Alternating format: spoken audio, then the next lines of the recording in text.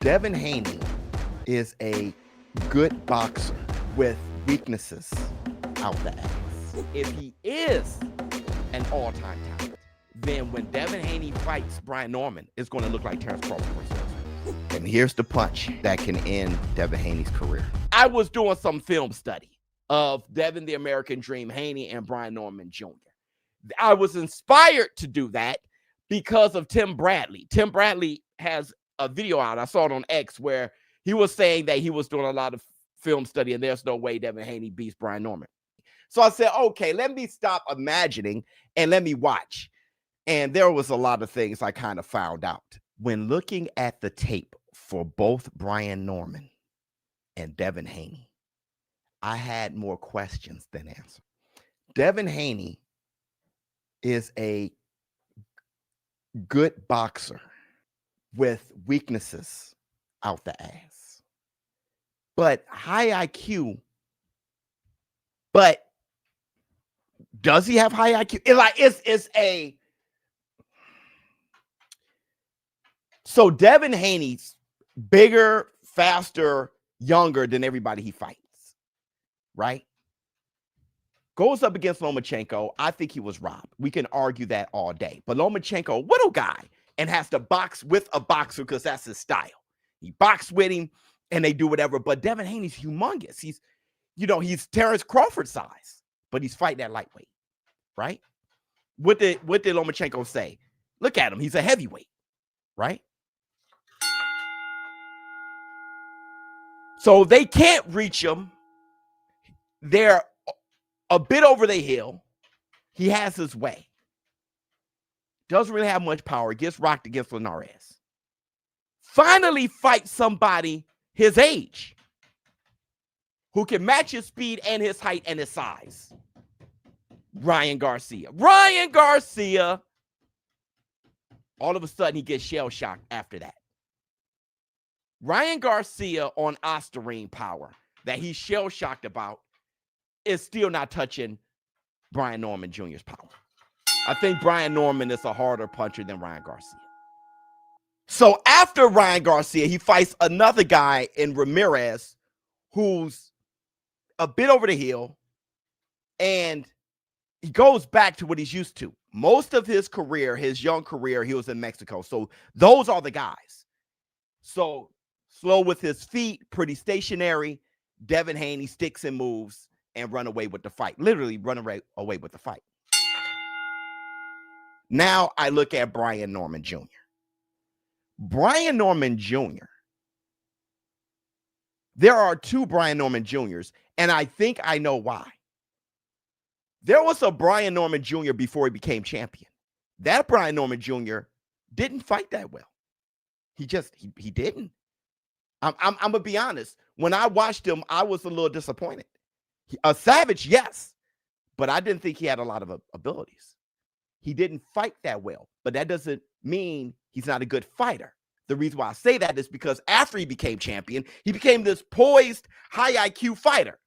The fighter that you've heard about, who sparred Tank Davis, who sparred Terrence Crawford. This guy who's been making his bones and getting his respect in the gyms, that guy shows up after he becomes champion. But that's only like 2 fights, right? Santillan, Santillan, but you look at him in that fight, and you're like, yeah, he's boxing pretty crafty. And you start to think maybe there's 2 Brian Normans because he didn't fight that well the first time because he was trying to make sure he was a violent fighter, a must-see fighter for Top Rank. So he was trying to be a savage and just go for the KOs, and he wasn't patient because he just became this poised fighter. But does that mean he's a good boxer? So I have these questions about both. People have been saying this for a long time. Devin good, but he's not a generational talent like his contemporaries. His best quality is his work ethic. Okay, if he is an all-time talent, then when Devin Haney fights Brian Norman, it's going to look like Terrence Crawford versus Errol Spence. If he's an all-time talent, that's how it looks. That's how it looks. He dominates them, and it looks like that. He drops them and everything. If he's a great talent it looks just like Terrence Crawford versus Devin Haney. I mean, Errol Spence. The only problem is it's hard to imagine that because when Devin Haney did move up, he got dribbled off the canvas against Ryan Garcia, right? Either way, he got touched, right? 6 billionth of a gram of Ostarine made all the difference, fine. But either way, he got touched with those punches time and time again, all right? And his chin couldn't hold up, and he got dropped, all right? Dribbled off the canvas. When Terrence Crawford moved up, he's knocking everybody out, moves up again. He looks a little slow and a little weird against Madrimov, but then he dominates Canelo Alvarez. Different kind of guy. Also, Terrence Crawford is very strong on the inside. He can wrestle. Devin Haney is not good at all in the clinch and on the inside. He's not good at all. So the fight Devin wins the fight on the outside. Brian Norman wins the fight on the inside. But when I said that Devin Haney wins the fight on the outside, Brian Norman wins the fight on the inside. The problem is when Devin Haney jab, that's Norman's invite to the inside, meaning Devin Haney has to pair every jab with a 2 or a 2-3-4. He's going to have to fight Brian off of him. That jab will be his imitation. Brian does it all the time. I was watching him. Brian, he level changes, and then as soon as you jab, he go, and then he comes in. It's a bad thing though. He falls in. He makes you miss, and he falls in. When he falls in, then you start working on the inside. My thing is, if you try to fall in on Haney throws that 2 at 147 with the 1.21 gigawatts into Tyson Bell. Throws that 2, bam, 3, bam. He's going to have to be fighting to make Norman reset. Hook him and then be at an angle. I don't want to say too much. All right. But what I'm saying is, I looked at both of their last fights very closely.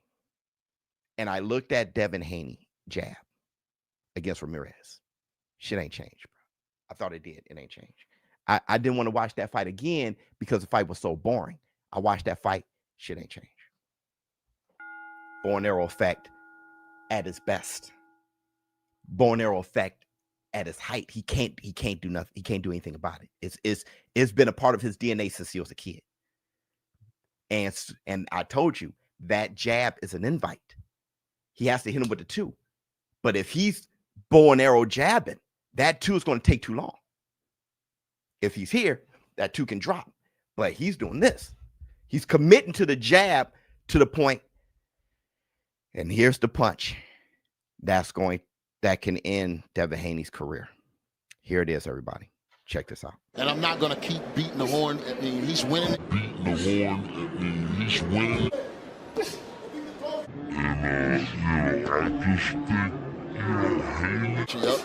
Shocking. Shot by Norman. Oh!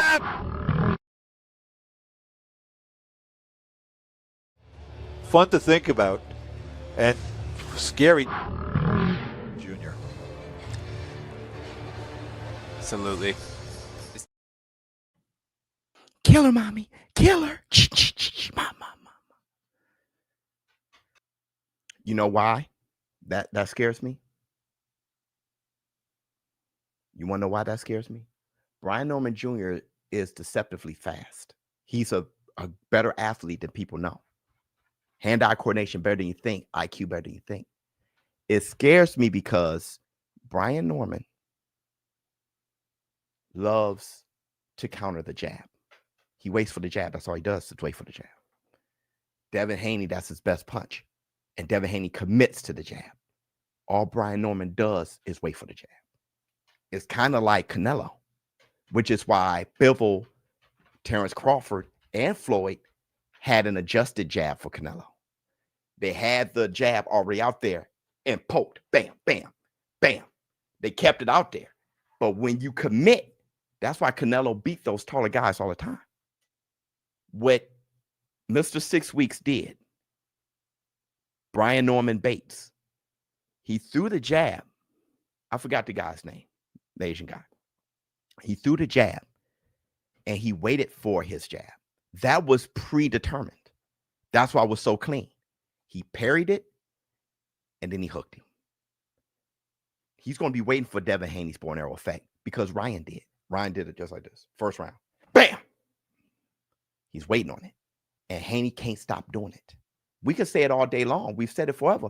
I don't know if Ryan Garcia can stop cranking the Soldier Boy. People got bad habits. Not only is he going back this way, he's going back this way. Look, Sasaki. Yep, look. Check it out. Check it out. And I'm not going to keep beating the horn at me. He's winning. Beating the horn at me. He's winning. And, I just think, Haney. Yep. Shocking. Shot by Norman.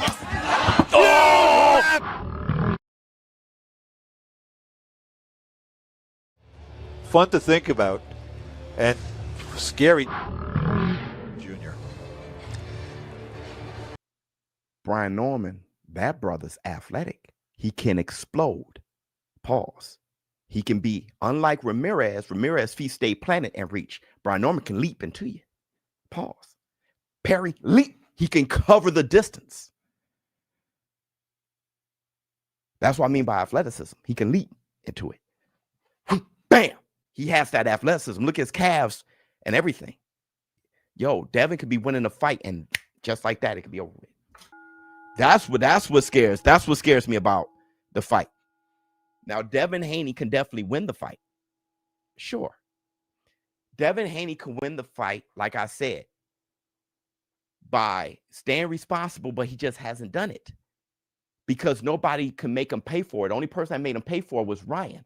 But y'all said that it was only the Osterine. And I said, don't say that shit. Then he sued for the Osterine. Don't say that shit. Look at what you did wrong so you can correct it. Went to Ramirez, did the same thing. But like I said, y'all not good fans of whoever y'all fanboying. Fanboys are kryptonite to the guys because they just suck them off. And they think I'm hating, brother. Don't think about that Osterine. Correct what you did wrong, technically. Ramirez, born arrow. And I'm saying this because I love the brother. What he has to do, in my opinion, is be double, triple up the jab and make sure that you throw in combinations. That right got to be stiff, right down the pipe. Bam. And you got to make Brian reset all night. If you do it right, you can make it look like Terrence Crawford versus Errol Spence. My thing is, I have no faith that the bow and arrow effect will be gone come November. The thing about Brian is so gangster. He's such a savage. He's showing up with a white tee. He's fighting the security guard. He's bleeding out his nose, breaking another person's nose, spitting out blood out his mouth. You know, the guy is, you shoot it, bam, he's just a savage with it. He feels that as you're boxing, I can beat you up. Okay, I can't outbox you right now. Let me beat you up. And now, then you start fighting back. Now let me box you. The fight that he had that impressed me when I was looking at the tapes, the fight that he had that impressed me that to get him prepared for Devin Haney was Quentin Randall. Quentin Randall, good jab, long, all those things. Quentin Randall broke the rib of Errol Spence before the Terrence Crawford fight. Brian Norman worked him. You betting? Yeah, I'm still thinking about. There are just so many damn questions. Is the problem with him winning all 12? Brian, because Devin Haney got a lot of heart. All right. So even if Brian Norman drops him, he's gonna get back up. Devin Haney has Brian. Well, shit, Brian has like knockout of the year every time he beats the hell out you. But the thing about Devin Haney winning all 12 is that judges are starting to judge differently. You can see it. They're starting to judge differently. You know, Terrence Crawford, that could have been a draw, that fight against Canelo. He started sitting down bam, bam, bam, bam, bam, to make sure he fought Canelo, the championship rounds, to make sure he outfought him. That could have been a draw. The way judges are looking at fights now after the Times Square debacle, you have to initiate.